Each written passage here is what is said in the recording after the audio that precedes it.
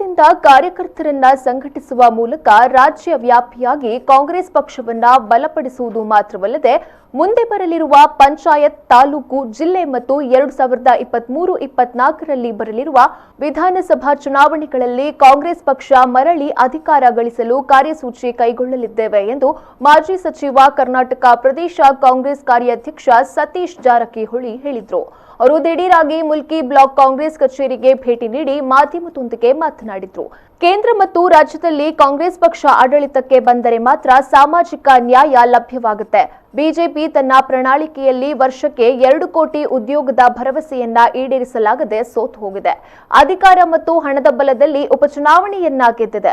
ರಾಜ್ಯದಲ್ಲಿ ಕಾಂಗ್ರೆಸ್ ಪಕ್ಷದ ಆಡಳಿತ ಸಮಯದಲ್ಲಿ ನಡೆದ ಅಭಿವೃದ್ಧಿಯನ್ನ ಜನರಿಗೆ ತಲುಪಿಸಲು ನಾವು ವಿಫಲರಾಗಿರುವ ಕಾರಣ ಸೋಲು ಉಂಟಾಗಿದೆ. ಈಗಾಗಲೇ ರಾಜ್ಯದಾದ್ಯಂತ ಪ್ರವಾಸಗಳನ್ನ ಮಾಡುತ್ತಿದ್ದು, ಮುಂದಿನ ದಿನಗಳಲ್ಲಿ ಎಲ್ಲಾ ಚುನಾವಣೆಗಳನ್ನ ಸಂಘಟಿತರಾಗಿ ಗೆಲ್ಲುವ ವಿಶ್ವಾಸ ಹೊಂದಿದ್ದೇವೆ ಎಂದು ಹೇಳಿದರು. ಹೀಗಾಗಿ ಅವರು ಕಾರ್ಯಕರ್ತರು ಅವರ ಕಾರ್ಯಕ್ರಮ ಏನೋ ಮಾಡ್ತಾನೆ ಇರ್ತಾರೆ. ಅದೇ ಮಾದರಿಯಲ್ಲಿ ನಾವು ಕೂಡ ಈಗ ಮಾಡಲಿಕ್ಕೆ ಹೊರಟಿದ್ವಿ. ನಾವು ಕೂಡ ಸೇವಾದಳನ ಸ್ಟ್ರೆಂಥನ್ ಮಾಡಲಿಕ್ಕೆ ಹೊರಟಿದ್ವಿ. ಸೇವಾದಳ ನಾವು ಕೂಡ ಹೆಚ್ಚು ನಮ್ಮ ಕಾರ್ಯಕರ್ತರು ಗುರುತಿಸ್ತೀವಿ.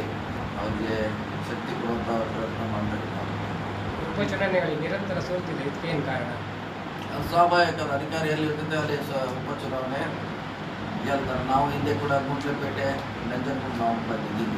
ಈಗ ಮುಂದೆ ನೆಕ್ಸ್ಟ್ ಮಸ್ಕಿ ಇದೆಲ್ಲ ಬರ್ತದೆ, ಅದಕ್ಕೆ ಯಾವ ರೀತಿ? ಮಸ್ಕಿ ಬರ್ತದೆ, ಇನ್ನು ಹೊಸ ಕಲೆ ಬೆಳಗಾಂ MP ಬೈ ಎಲೆಕ್ಷನ್ ಯಾವ ರೀತಿ ಈಗ ತಯಾರಿ ಪ್ರಯತ್ನ ಮಾಡ್ತೀವಿ. ನಮ್ಮ ಸಂಘಟನೆ, ನಮ್ಮ ಮತಗಳನ್ನು ಉಳಿಸ್ಕೊಳ್ಳೋಕ್ಕೆ ನಮ್ಮ ಹೋರಾಟ ಇರಬೇಕಾಗತ್ತೆ. ಗೆಲ್ಲೋದು ಸೋಲೋದು ನಂತರ ನಮ್ಮ ಮತ ಬ್ಯಾಂಕನ್ನು ಉಳಿಸ್ಕೊಳ್ಳೋಕ್ಕೆ ನಮ್ಮ ಹೋರಾಟ ಇದ್ದೇ ಇರುತ್ತೆ. ನಾವು ಸೋತರು ಕೂಡ ನಾವು ಒಳ್ಳೆಯ ಮತಗಳನ್ನು ಕೊಡಿದ್ವಿ. ಶಿರಾದಲ್ಲಿ ನಗರದಲ್ಲಿ ನಾವು 0ದಿಂದ ಸ್ಟಾರ್ಟ್ ಮಾಡಿದ್ವಿ. ನಮ್ಮ ಪಕ್ಷವನ್ನೇ ನಾವು ಹೈಜಾಕ್ ಮಾಡಿ ಬಿಜೆಪಿ ಜೊತೆ ಯಾರೂ ಇಲ್ಲವೇ ಇಲ್ಲ, ನಮ್ಮ ಕಾರ್ಯಕರ್ತರೇ ಇಲ್ಲಲ್ಲಿ. ಮಾಜಿ ಸಚಿವ ಅಭಯ್ ಚಂದ್ರ ಜೈನ್ ಮಾತನಾಡಿ, ನಳಿನ್ ಕುಮಾರ್ ಕಟೀಲು ಅವರಿಗೆ ಮಾತೆ ಬಂಡವಾಳವಾಗಿದೆ. ಎಲ್ಲವನ್ನ ಬಾಯಿ ಮಾತಿನಲ್ಲೇ ಹೇಳಿ ಕಾಲಹರಣ ಮಾಡ್ತಾ ಇದ್ದಾರೆ. ಕಳೆದ ಬಾರಿ ಸರ್ಕಾರದ ಯಶಸ್ವಿ ಯೋಜನೆಗಳನ್ನ ಜನರಲ್ಲಿ ತಲುಪಿಸಲು ವಿಫಲರಾಗಿದ್ದೇವೆ. ಉತ್ತಮ ಆಯ್ಕೆಯನ್ನೇ ಮಾಡಿದ್ರೂ ಮುಲ್ಕಿ, ಮೂಡಬಿದ್ರೆ ಕ್ಷೇತ್ರದಲ್ಲಿ ಕಾಂಗ್ರೆಸ್ ಪಕ್ಷಕ್ಕೆ ಸೋಲಾಯಿತು. ಮುಂದಿನ ಬಾರಿ ನಾವು ಗೆಲ್ಲುವ ಅಭ್ಯರ್ಥಿಯ ಆಯ್ಕೆ ಮಾಡಿ ಚುನಾವಣೆಯನ್ನ ಗೆದ್ದೇ ಗೆಲ್ಲುತ್ತೇವೆ ಎಂದು ಹೇಳಿದ್ರು. ನಮ್ಮ ಕಾರ್ಯಕರ್ತರು ಅದನ್ನು ಸರಿಯಾಗಿ ಮನೆ ಮನೆಗೆ ಮುಟ್ಟಿಸದ್ದು ನಮ್ಮ ದೌರ್ಬಲ್ಯ.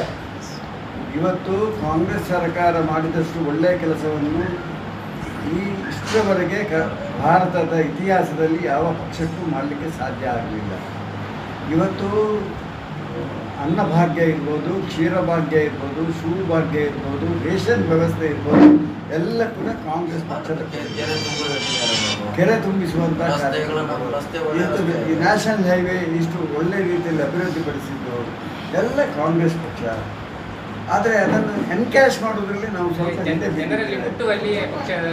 ಎನ್ಕ್ಯಾಶ್ ಮಾಡೋದ್ರಲ್ಲಿ ನಾವು ಸ್ವಲ್ಪ ಈ ಜಿಲ್ಲೆಯಲ್ಲಿ ಒಂದು ಬಹಳ ಸುಲಭ ಬಿಜೆಪಿಯವರಿಗೆ ಅತಿ ಹೆಚ್ಚು ಹಿಂದೂ ದೇವಾಲಯಗಳು ಇರುವುದು ಜಿಲ್ಲೆ ದಕ್ಷಿಣ ಕನ್ನಡ ಜಿಲ್ಲೆ. ಅದರಲ್ಲಿ ಕೂಡ 2 ಜಿಲ್ಲೆಯಲ್ಲಿ ಅತಿ ಹೆಚ್ಚು ದೇವಾಲಯಗಳು ಇರುವುದು ಮೂಡಬಿದ್ರೆ, ಮುಲ್ಕಿ ವಿಧಾನಸಭಾ ಕ್ಷೇತ್ರದಲ್ಲಿ. ಪ್ರತಿ ದೇವಾಲಯದಲ್ಲಿ ರಾಜಕೀಯ ಮಾಡ್ತಾರೆ. ಬಹಳ ಸುಲಭ ಅವರಿಗೆ.